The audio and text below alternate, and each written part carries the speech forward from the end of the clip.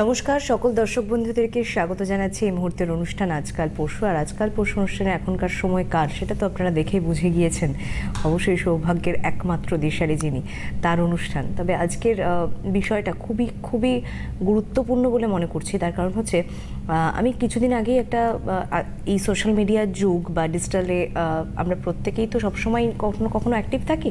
তো সেই সময় হঠাৎ দেখলাম একটা জায়গাতে বেশ রিলস ছাড়া হচ্ছে, একজন তিনি গিয়ে সমাধানের একটা চেষ্টা করছেন, অর্থাৎ হাজব্যান্ড ওয়াইফের সম্পর্কের ভিতরে আরেকজন মানুষের ইন্টারফেয়ারেন্স। তো কতটা দুই পক্ষ থেকেই তার কথা বুঝছেন আমি জানি না, এবং সেই মানুষটি কতদূর তাদেরকে সলিউশন দিতে পারবে সেটাও আমি জানি না।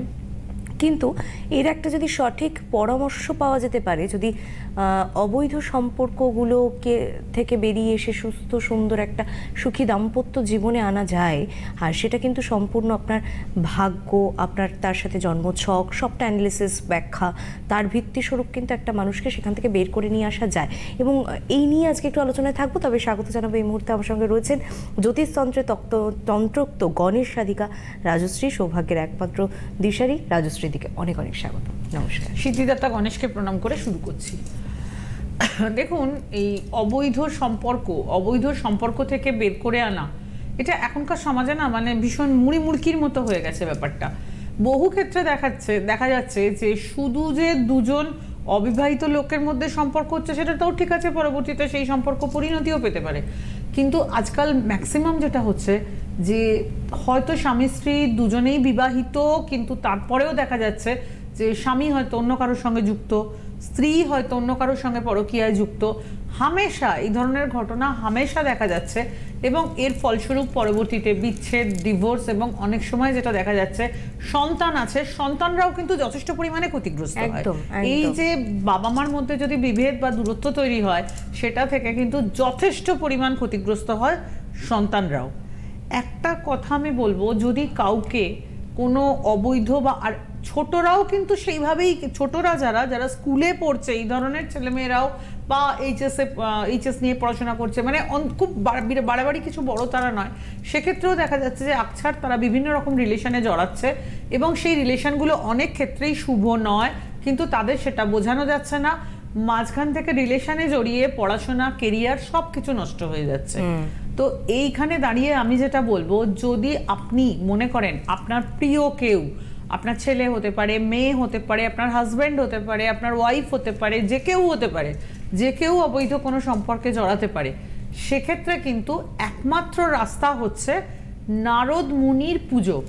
এবার যদি নারদ মুনির পুজোর কথা বলতে হয়, তাহলে আবার বলতে হবে নারদ মুনি কার ভক্ত। নারদ মুনি হচ্ছে বাসুদেবের ভক্ত, নারদ মুনি হচ্ছেন নারায়ণের ভক্ত, এবং নারায়ণের বিভিন্ন রূপের পুজো এই ক্ষেত্রে করতে হয়। অনেক সময় রিলেশন হয় ইমোশন থেকে, অনেক সময় রিলেশন হয় পার্টিকুলার উদ্দেশ্যের কারণেও কিন্তু রিলেশন হয়। যে একটা লোকের হয়তো অনেক দেখা যাচ্ছে যে তার অনেক কিছু সম্পত্তি আছে, অনেক সুযোগ সুবিধা সে দিতে পারবে, তার জন্যও রিলেশন হচ্ছে। তো সেটা সত্যিকারের কিছু প্রেম বা সেরকম কিছুই নেই। তো এই ধরনের মানে জাস্ট মানে আমার কার্য সিদ্ধি, বা আমার একটা লোককে ধরে তার থেকে আমি যতটা সুবিধা পাই। তো এই ধরনের নানান অনভিপ্রেত ঘটনা এখনকার সমাজে হামেশাই হচ্ছে, ছোটদের মধ্যেও হচ্ছে, শুধু বড়দের নয়, ছোটদের মধ্যেও হচ্ছে। তো এই ধরনের সমস্ত প্রবলেমের ক্ষেত্রে আমি যেটা বলবো, নারদ মুনির পুজো। নারদ মুনিকে বলা হয় বিভেদীকরণের দেবতা বা বিচ্ছেদের দেবতা। নারদ মুনির নাম শুনলেই লোকে এই কথাটা বলে যে নারদ হচ্ছেন ওই যে বিভেদের দেবতা, মানে কারোর সঙ্গে কারো বিভেদীকরণ, কারোর সঙ্গে কারো বিচ্ছেদ, এইটার। তো আমি এই কথাটা বলবো, এই বিভেদীকরণের কাজ বা বিচ্ছেদের কাজও কিন্তু অনেক সময় প্রয়োজন হয়।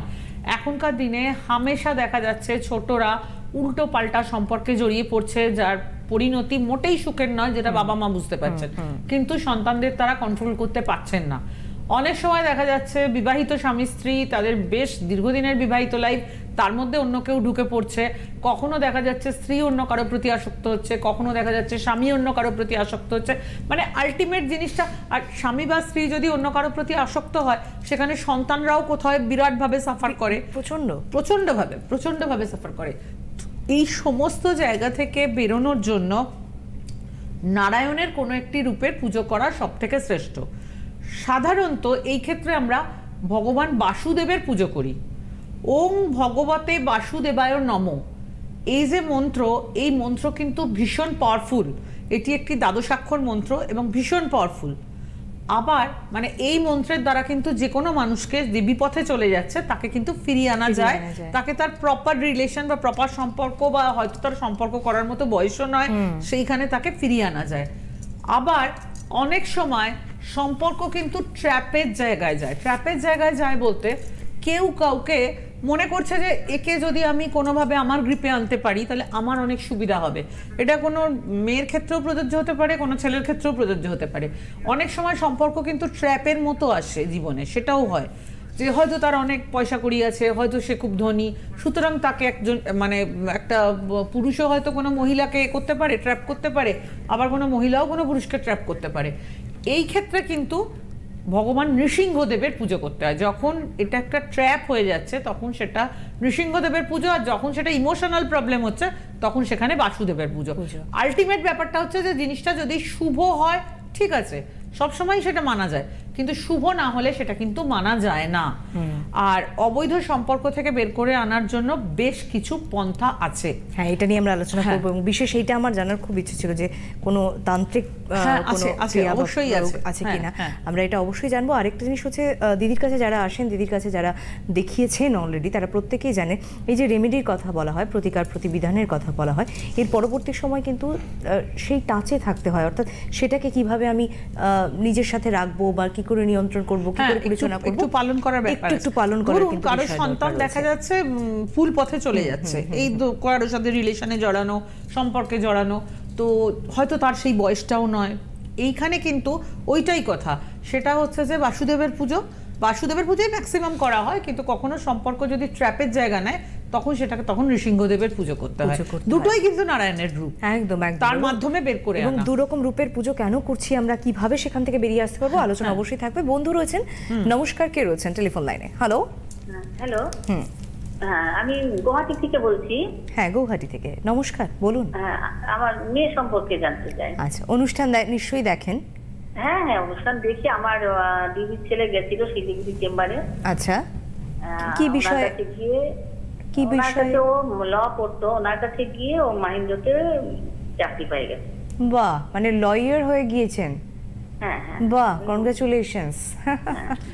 আচ্ছা বলুন, মানে এটা আমার মনে হয় দিদি এটা একটা বিরাট প্রাপ্তি। এত বছর, দীর্ঘ বছরের অভিজ্ঞতা, বিশাল প্রাপ্তি। মানে মানুষ যে ভালো আছে এটা শুনলেও কত ভালো লাগে না? সত্যি কথা। বলুন, আপনি কার সম্পর্কে জানবেন? হ্যাঁ, আমার মেয়ের সম্পর্কে। আচ্ছা, মেয়ের নাম? মেয়ের নাম এইচ ঘোষ লেখেন। আচ্ছা, ঠিক আছে, date of birth? Date of বার্থটা বলুন তাহলেই হবে। 28 অক্টোবর 2002। 2002। সময় বলুন। 5:10 বিকেল 5:10। কোথায় জন্মেছে? কোথায়? গুয়াহাটি। ও, গুয়াহাটি। গুয়াহাটিতেই জন্মেছে, গুয়াহাটিতে আপনি থাকেন? বেশ বেশ, গুয়াহাটি, আসাম।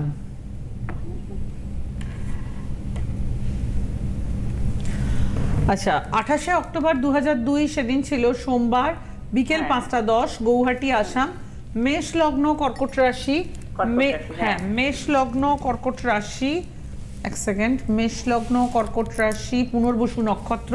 পুনর্বসু হচ্ছে বৃহস্পতির নক্ষত্র, দেবগণ। মেন হরোস্কোপে যাব।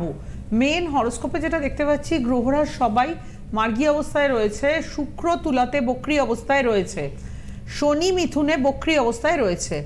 মেন হরোস্কোপে যাব। মেন হরোস্কোপে যেটা আমি বলবো সেটা হচ্ছে লগ্ন হচ্ছে মেষ, লগ্নের দ্বিতীয় অষ্টমে রাহুকেতু অ্যাক্সিস রয়েছে। আচ্ছা, যেটা আমি বলবো সেটা হচ্ছে এই হরোস্কোপে যেটা দেখা যাচ্ছে সেটা হচ্ছে এই হরোস্কোপে লগ্নের দ্বিতীয় অষ্টম ভাবের ওপরে রাহুকেতু অ্যাক্সিস রয়েছে। বৃহস্পতি চন্দ্র শুভ গজকেশরী যোগ করছে, শনি বসে আছে তৃতীয় ভাবে। পড়াশোনার ক্ষেত্রে স্টুডেন্ট ভালো হওয়ার কথা, চতুর্থে চন্দ্র বৃহস্পতি মানে যথেষ্ট ভালো পড়াশোনায় হওয়ার কথা। হরোস্কোপে রবি শুক্রের দারিদ্র যোগও পাশাপাশি রয়েছে, অর্থ একটু বেশি ব্যয় হয়ে যায়। পড়াশোনার ক্ষেত্রে যথেষ্ট ভালো স্টুডেন্ট হওয়ার পরেও যতটা স্বীকৃতি পাওয়া দরকার সেই স্বীকৃতিটা কিন্তু হচ্ছে না, মনের মতো স্বীকৃতি প্রাপ্তিতে বাধা। দ্বিতীয় অষ্টমে রাহু কেতু টাকা পয়সাও নষ্ট করিয়ে দেয়, একটু চোট আঘাতের ব্যাপারেও কেয়ারফুল থাকতে হবে। রবি শুক্রের দারিদ্র যোগ রয়েছে, এটাও কিন্তু অর্থ নষ্ট করায়। আপনি একটু শেয়ার করুন। হ্যাঁ, ও পড়াশোনায় ভালোই ছিল, ডিগ্রি হায়ার সেকেন্ডারি তো 91 পায়ে পাস করছে। পাস করার পরে এখন ও মানে পড়াশোনার দিকে না গিয়ে ওর আর্টের লাইনে গেছে, ফাইন আর্ট করে। ফাইন আর্টস, আচ্ছা, এটা একটু অন্য ধরনের লাইন। হ্যাঁ, একটু অন্য লাইনে গেছে, থার্ড ইয়ার চলছে, মোটামুটি ভালোই চলছে। ঠিক আছে। অ্যাকচুয়ালি চন্দ্র বৃহস্পতির যোগটা খুব শুভ। চন্দ্র বৃহস্পতি একটু আছে, ওর বাবার বিজনেসটা একটু ডাউনে চলছে, আর্থিক কষ্ট বলেছেন দিদি। হ্যাঁ, তারপর আপনি বলুন। ডাউনে চলছে, ও নিজেও টিউশন করে সেটাকে মেকআপ করার চেষ্টা করে। একটা কথা কিন্তু দিদি বলেছেন, ও খুব ব্রাইট স্টুডেন্ট, কিন্তু সেই আন্দাজে ও কিন্তু ওর জায়গাটা পাবে না, স্বীকৃতির জায়গাটা বা প্রাপ্তির জায়গাটা সেই আন্দাজে নয়, এটার জন্য সময় বেশি লাগবে। এই জায়গাটা একটু ভাববেন আপনি। পরবর্তী সময় তো কেরিয়ার ওরিয়েন্টেড, প্রত্যেক মেয়েরাই এখন কেউই আমার মনে হয় না পড়াশোনা করে একটা এডুকেশন নেওয়ার পর তারপর শুধু শুধু বসে থেকে কেউ সময়টা নষ্ট করে না। তো এটা তাহলে খুব বোকামি হবে। আর কি জানতে চাইছেন আপনি, বলুন। আর ওর বিয়ের যোগটা জানতে চাচ্ছি। বিয়ের যোগটা একটু বেশি নেগেটিভ, তার কারণ হচ্ছে সপ্তমে সপ্তমপতি শুক্র বসে আছে, এটা খুবই ভালো পয়েন্ট, কিন্তু সঙ্গে রবি নিচস্থ অবস্থায় রয়েছে। রবির সঙ্গে শুক্রের কানেকশন একদম শুভ কানেকশন নয়, ওখানে বুধও রয়েছে। আর মঙ্গলকে আমরা লগ্নপতি মঙ্গল ষষ্ঠে রয়েছে, খানিকটা ওর ভেতরেও না বিবাহ সংক্রান্ত বিষয়ে খানিকটা খুঁতখুতানির ব্যাপার থাকার কথা, মানে চট করে পছন্দ না হওয়া, চট করে মনে না লাগা, এই ব্যাপারটাও আছে। না, ওর একদম বিয়ের প্রতি অনীহা। দেখেছেন, এটাই তো বলছেন দিদি, যে ও নিজেরও বিয়ের প্রতি ঠিক সেই ব্যাপারটা নিয়ে খুঁতখুঁতে বা এটা এরকম প্রচুর মানুষের হয় যে পছন্দ নয়, না পছন্দ নয়, কোনোভাবেই কোনো পছন্দ না, না ম্যারেজ লাইফটাই ওর ভালো লাগে না। কিন্তু এটা জীবনের খুব গুরুত্বপূর্ণ বিষয়, সারা জীবন একা থাকাও কিন্তু কঠিন।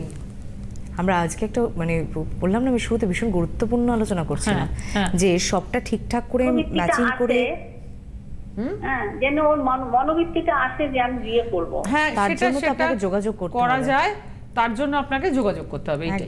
একদমই তাই, এখান থেকে হবে না দিদি। হ্যাঁ, একদম ওপেন বললাম, এখান থেকে হবে না।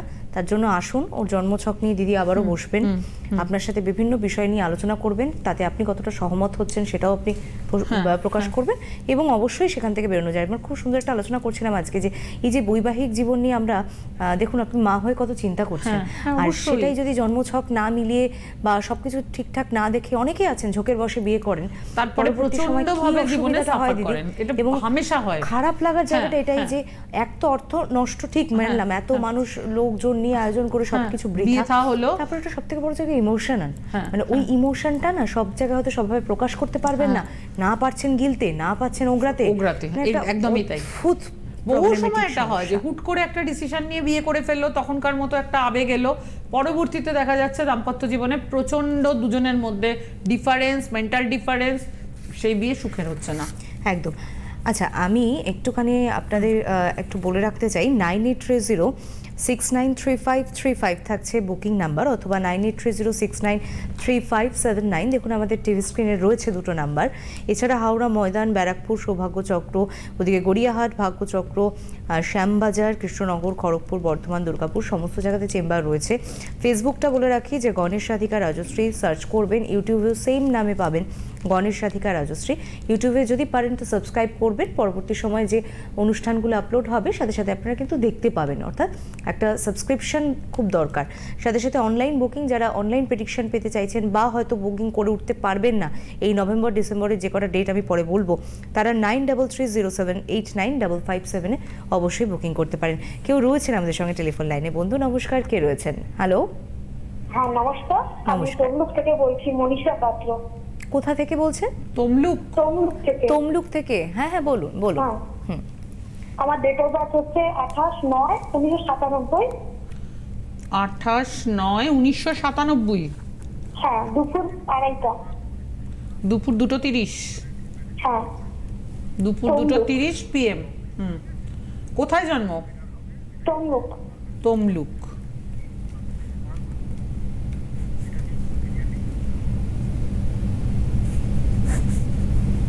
বেশ, আচ্ছা, 28শে সেপ্টেম্বর 1997, সেদিন ছিল রবিবার।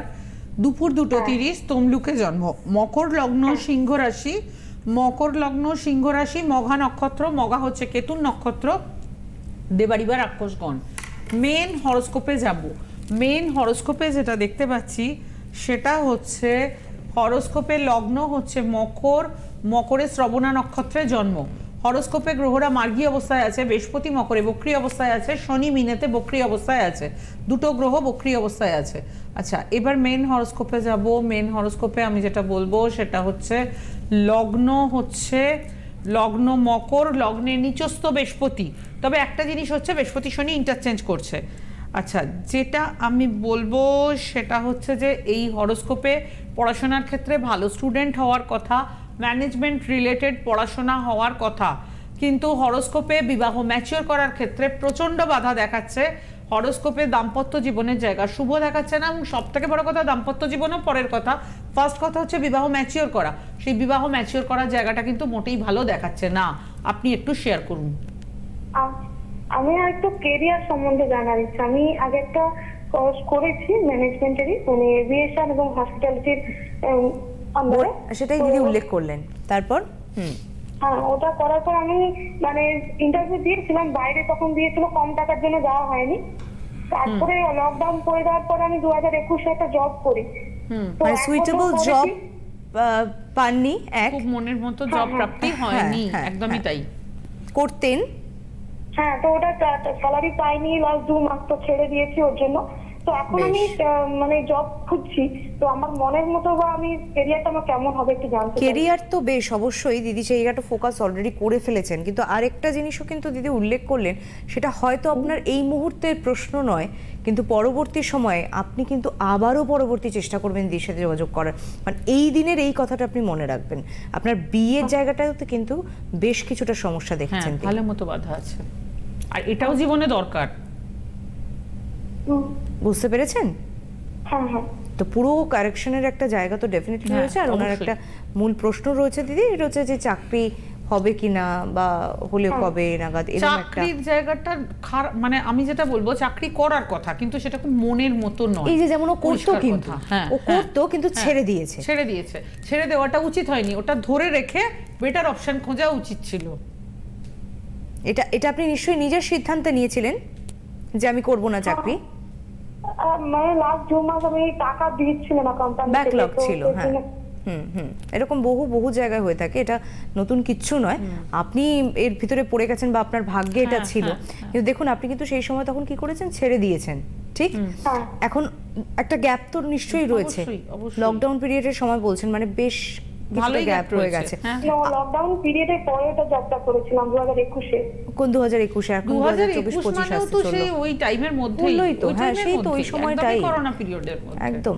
তো আমার মনে হয় আপনি যদি মনে করেন সিরিয়াসলি ক্যারিয়ার নিয়ে ভাবছেন, তাহলে অবশ্যই যোগাযোগ করতে পারেন, এটা আপনার সিদ্ধান্ত। আর একটা কথা বলি, এই যে ক্যারিয়ারের জায়গাটা দিদি কিন্তু উল্লেখ করলেন, ধরতে পারলেন কি পারলেন না আমি জানি না, কিন্তু আবারও যদি আপনি চাকরি চেষ্টা করেন হয়তো আপনি চাকরি পাবেন, কিন্তু সেটা আপনি করবেন না, মানে একই প্রবলেম কিন্তু বারে বারে আপনার সাথে হতে থাকবে। তো এই জায়গাটা অ্যাকচুয়ালি ওনার উচিত যা পাচ্ছেন সেটাকে অ্যাকসেপ্ট করে তারপর বেটার অপশন খোঁজা। একটা যেটা বুঝলাম ওনার সাথে কথা বলে দিই, যে ফিনান্সিয়াল একটা ব্যাপার কিন্তু রয়েছে, মানে আমি এই অর্থ পেলে করব, না হলে করব না, এই একটা ব্যাপার রয়েছে। এই ব্যাপারটা ঠিক নয়, সব সময় না যা পাচ্ছি ধরে নি, সেখান থেকে আমি আবার ফার্দার যাতে আমার আরো ডেভেলপমেন্ট হয় সেটা চেষ্টা করি। একদম ওই যে বলে না কথায় যে লক্ষ্মী চঞ্চলা, কিন্তু লক্ষ্মী আসতে চাইলে রেখে থাকতে হবে। নমস্কার, কে রয়েছেন সঙ্গে? হ্যালো। হ্যাঁ দিদি, আমি তুলিকা দাস বলছি। কোথা থেকে ফোন করেছেন? আমি কোচবিহার তুফানগঞ্জ থেকে। আচ্ছা, বলুন কার সম্পর্কে জানবেন? আমি আমার মেয়ের সম্পর্কে জানার জন্যই ফোন করেছি। অনুষ্ঠান দেখেন? হ্যাঁ, অনুষ্ঠান আমি রেগুলার দেখি, তো আজকে যে লেগে যাবে আমি ভাবতেও পারিনি। অনেকদিন চেষ্টা করেছেন, চেষ্টা বিফলে যায় না। বলুন বলুন। কথা হচ্ছে, হ্যাঁ শোনা গেল। মেয়ের ক্যারিয়ারটা আপনি ডেট অফ বার্থ টাইম বলুন, আর কিছু বলতে হবে না। আচ্ছা, 5 এপ্রিল 2002।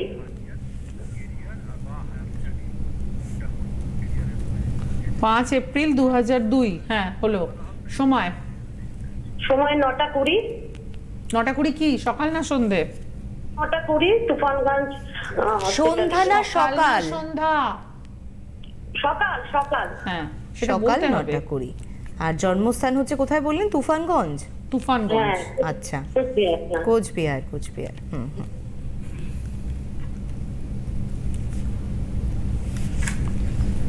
সঙ্গে থাকুন।